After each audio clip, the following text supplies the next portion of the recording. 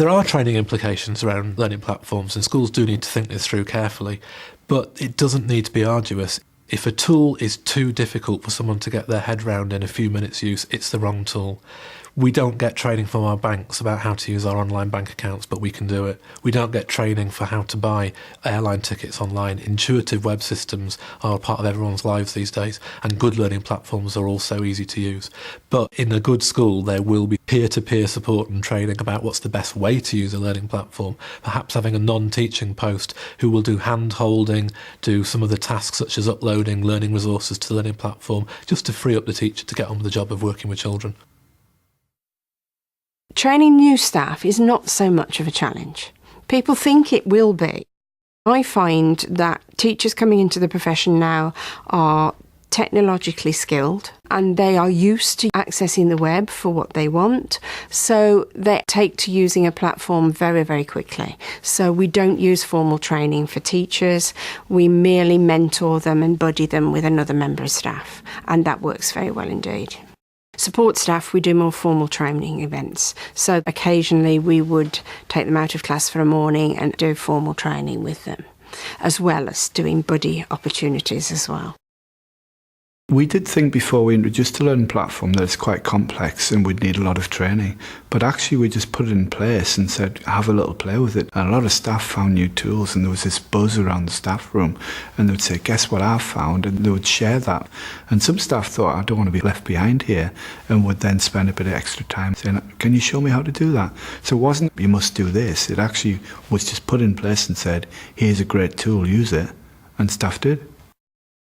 We have made sure that we all learn together, and we've also put it in as everybody's performance management, because it's a whole school initiative and it was really important.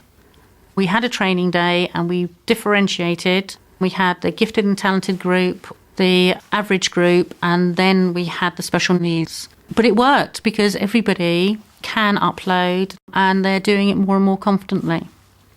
My ICT leader puts together wonderful idiots guides and has screenshot things so you can just follow the pictures. It's brilliant. And that's always put on the platform. We've had people from the local authority coming in and teaching the whole staff together how to do the basics straight away. And then from that point onwards, we've run inset days or staff meetings ourselves with the next stage. We've also put in milestones that people have to get to by a certain point. The whole school approach to staff training has been important.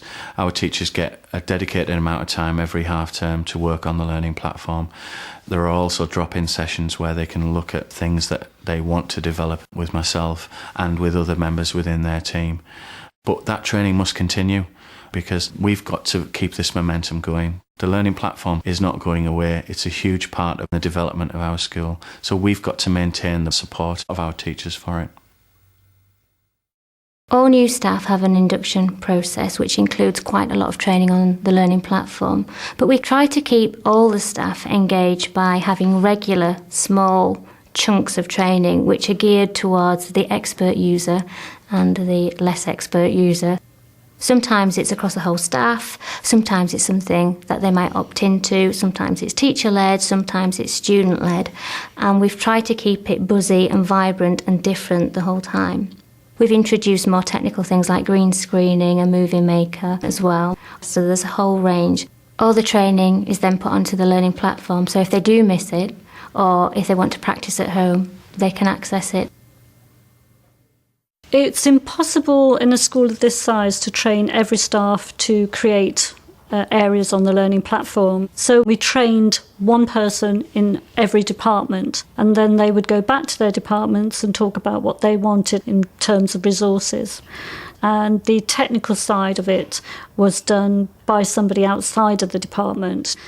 Once the areas started getting populated and they got really interested, they would say, well, can you show me how to do this part? Well, can I do that bit myself?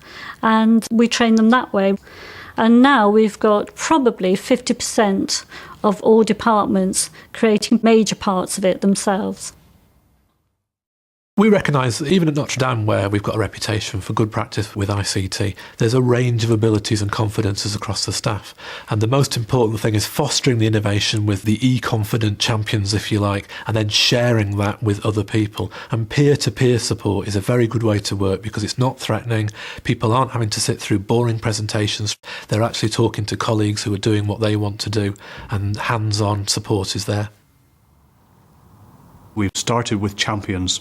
So each department had somebody who was trained up to a reasonably high level. We then used them to work with other members of department. But we've also brought the whole staff together. We took all of the teachers, all of the support staff, and we took them through a full day's training on the learning platform. And we've revisited that at various times, but you have to keep going back and going back and going back.